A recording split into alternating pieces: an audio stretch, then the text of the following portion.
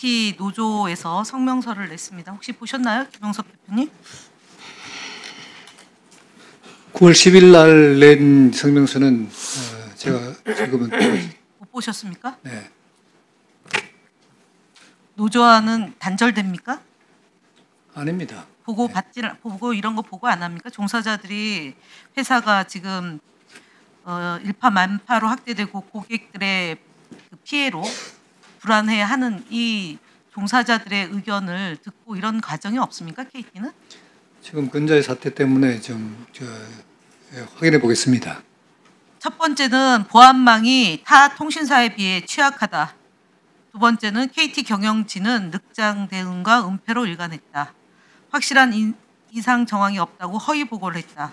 그래서 KT의 신뢰를 송두리째 무너뜨리고 있다.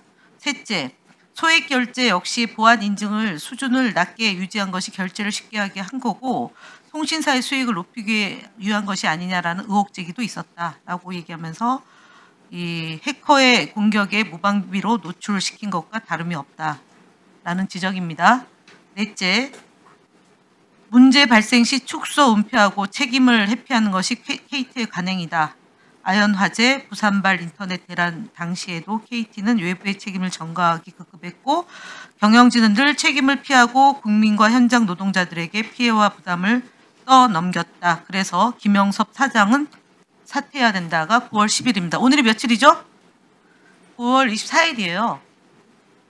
김영섭 대표는 피땀 어린 노동자들의 얘기에 귀도 기울이지 않고 면피해만 급급하고 있다라는 지적입니다. 앞서 제가 처음에 KT의 윤석열 정부 및 법조계 출신 인사 인물 도표를 보여드린 바 있어요. 여기에 이 사람들이 이 자리에 오는데 김영섭 대표님은 아무 역할이 없나요? 책임 없나요? 여기 검사 5명, 그다음에 사회이사들은 이명박 박근혜 캠프 출신 인사들입니다. 정부 출신들입니다. 이렇게 되니까 앞서 노조에서 지적했던 것처럼 일이 발생하면 근본적인 문제를 해결하려고 하지 않고 이렇게 네트워킹을 통해서 구명하는 차원의 시스템을 가지고 있는 겁니다. KT가. 그래서 문제를 해결할 수가 없어요. 불행 중 다행으로 윤석열 부부가 감옥에 가서 대한민국이 정상화되는 과정에 그 한복판에 KT가 또다시 해킹이 돼가지고 있는 겁니다. 그런데 KT 대표는 여전히 무능한 사람이 앉아있음으로 인해서 해결할 의지가 없는 거예요. 그런데 아까 본인이 어떻게 그 자리에 가게 됐냐 그랬더니 잘 모르겠다고 했어요.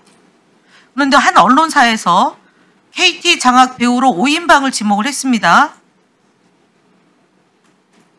구현모 전 KT 대표이사가 갑작스럽게 고발당하고 사퇴 압박을 받아서 그만뒀어요.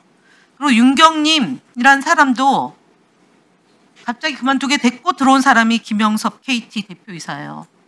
그런데 김대기, 이관섭 등하고 연관이 되어 있다는 언론 보도 혹시 정정보도 요청했나요? 혹시 이 보도는 보셨습니까? 이것도 처음 보시나요? 아니 그런 소문은 들었습니다. 소문이 아니라 언론에 보도가 났는데 소문으로 듣나요? KT는 대표와 관련된 언론 보도가 연재가 되고 있는데 보지도 않고 듣지도 않고 보고도 안 받습니까? 그렇습니까? 그 회사는 시스템이 없나요?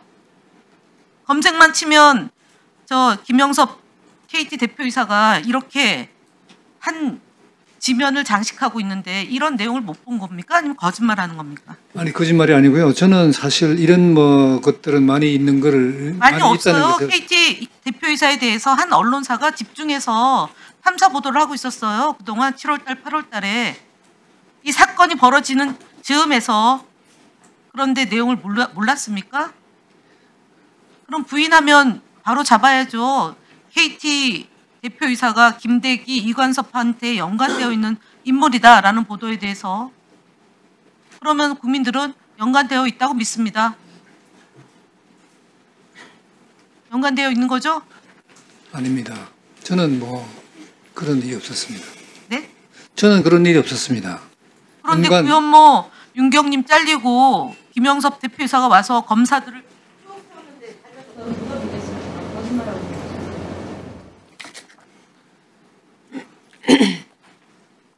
저